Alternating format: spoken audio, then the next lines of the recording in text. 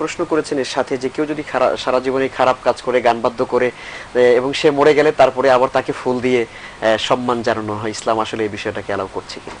দেখুন, মানুষের এই উপরে আপনি কত ফুল দিলেন, ট্রাকে ট্রাকে ফুল দিলেও আপনার কোনো কাজ হবে না যতক্ষণ পর্যন্ত আপনার ঈমান নসিব না হয়, কবরে না যান এবং তওবা নসিব না হয়, আপনার এটা গুনাহ মাফ হবে না। এই ট্রাকে ফুল দেওয়ার সিস্টেম বা ফুল বেশি বেশি দিবেন, যত বেশি দিবেন, 3 বার জানাজা হলেও কাজ হবে না যদি আপনার আল্লাহর কাছ থেকে আপনার সেই আল্লাহর ভালো কাজ না করে আপনি দুনিয়া থেকে নেক আমল করে যেতে না পারলে আপনার ফুল দিয়ে কোনো কাজ হবে না। আমরা সারা জীবন অন্যায় করে বসি, আর মৃত্যুর পরে এরপর 3 বার জানাজা হচ্ছে, 4 বার জানাজা হচ্ছে, সিস্টেমটাই ভুল। আচ্ছা, সিস্টেমটাই ভুলের উপর চলতেছে, এইটা নয়। আপনি আল্লাহর কাজ করেন, আপনি আল্লাহর কাজ করেন, আপনার জানাজা যেখানে হোক, যেখানে মৃত্যু হোক, সেখানে আল্লাহ আপনাকে জান্নাত নসিব করাবে। কিন্তু আপনি না করে দুনিয়াতে সমস্ত আকাম কুকাম করলেন, আর মরার পরে আপনাকে নিয়ে তখন আপনাকে একবার অমুক জায়গায়, একবার অমুক জায়গায়, আবার দেশের বাড়িতে 3 জায়গায় 3 বার জানাজা। মৃত ব্যক্তিকে নিয়ে টানা হাসা শরীয়ত এটা কখনো বলে না, শরীয়ত কখনো বলে না। শরীয়ত বলে যেখানে আছে সেখানে তাকে জানাজার পরে দাফন করা হবে, অথবা যেখানে জানাজা হবে সেখানে যেখানে দাফন হবে সেখানে জানাজা হোক। এটা না করে আপনি তাকে 10 বানাইলেন, একটা প্রদর্শনী সামগ্রী বানাইলেন, যেখানে ইচ্ছা সেখানে নিয়ে গেলেন, মনে হয় যেন মৃত ব্যক্তিও একটা আপনার রাজনৈতিক উদ্দেশ্য হাসিল অনেকটা সেরকম হয়ে যাচ্ছে। সেটা না করে আমরা মনে করা উচিত যে এই মৃত ব্যক্তি পরবর্তী কাজ কি হবে, পরে সে কোথায় যাচ্ছে, সে জান্নাতের জন্য না জাহান্নামের জন্য নির্ধারিত হচ্ছে, সে কি কাজ করেছে, প্রত্যেকটা মানুষ সেদিকে যেতে হবে। কুল্লু নাফসিন যায়কাতুল মাউত, মৃত্যু থেকে আমার শিক্ষা নেওয়া উচিত। কাফা বিল মাউতি ওয়াইজান, মৃত্যু একটা ওয়াজের জন্য, নসিহতের জন্য যথেষ্ট, রাসূলুল্লাহ সাল্লাল্লাহু আলাইহি ওয়াসাল্লাম হাদিস। সেই হিসাবে আপনি চিন্তা করুন, আপনার আমার সবার চলে যেতে হবে।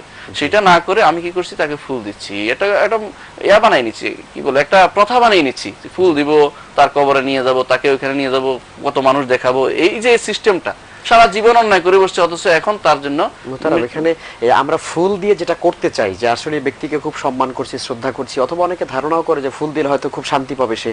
বিষয়টা কি আসলে এরকম? ফুল না দিয়ে আমাদের কি করা উচিত? ফুল দেওয়াটাই আসলে বিদআত, শরীয়ত কখনো সমর্থন করে না। আর যদি মনে করা হয় যে ফুলের মাধ্যমে, তাকে ফুল দেওয়ার মাধ্যমে আপনি শ্রদ্ধা নিবেদন করেন, তাহলে শিরকে পরিণত হবে। কারণ ফুল দেওয়ার শ্রদ্ধার কিছু নেই এখানে। তাকে ফুল দিতে, মরা মানুষের লাশের উপর আপনি ফুল দেন আর কিছু দেন, কিছুই হলো না।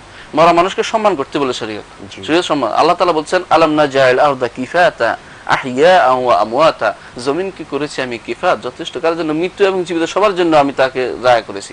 দুনিয়ার উপরে জমি মানুষ চলবে, মরে গেলে ভিতরে চলে যাবে, এটা হলো স্বাভাবিক নিয়ম। তো আপনি ফুল কেন দিবেন তার উপরে? তা কি শ্রদ্ধা নিবেদন করতেছেন আপনি তার প্রতি?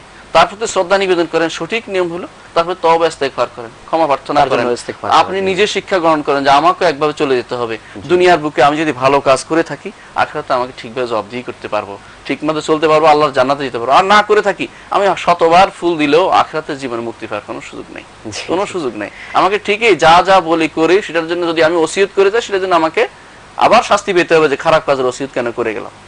আর যদি জানেন যে কেউ যদি জানে যে আমার মৃত্যুর পরে অন্যায় করাটা হবে, তার উচিত হবে এই অন্যায় কাজগুলির জন্য আগে থেকে সাবধান করে যাওয়া, যে আমার মৃত্যুর পরে যেন কোনো ক্রমে এই কাজগুলি না হয়, তোমরা একটু সাবধান থাকো। যদি না জানা শোনার পরে না করে থাকে, সেও গুনাহগার হবে, আরেকটা অতিরিক্ত গুনাহ। জি, আল্লাহ আমাদের হেফাজত করুন। অনেক ধন্যবাদ মুহতারাম।